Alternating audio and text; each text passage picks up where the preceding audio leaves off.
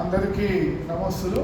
ఈరోజు మనం 9వ రోజు 9వ పద్యం నేర్చుకుంటున్నాం. మే నెల 2వ తారీఖు. ఈరోజు పద్యం కూడా అకారాది క్రమంలో ఊతో మొదలయ్యేటటువంటి పద్యాన్ని నేర్చుకున్నాం.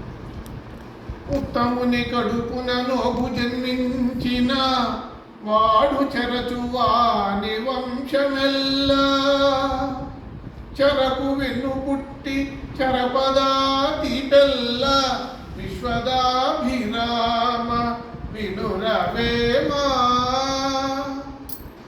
మరొకసారి.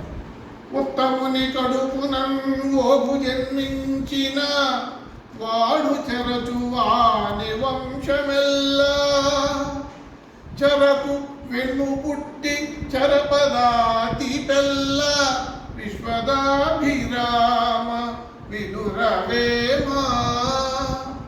దీని భావం, ఉత్తముని మంచివాని యొక్క కడుపున ఓగు చెడ్డవాడు పనికిరానటువంటి వాడు జన్మిస్తే వాని వల్ల వాని వంశమంతా కూడా చెడిపోతుంది. అంటే ఒక కొడుకు చెడ్డవాడు పుడితే ఆ వంశానికంతా చెడ్డ పేరు వస్తుంది.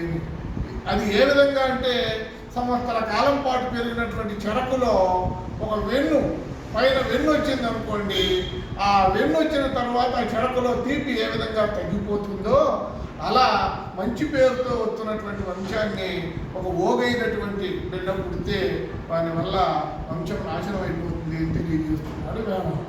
ఇప్పుడు నేను పద్యాన్ని చెబుతాను, మీరు అనుసరించి చెప్పండి.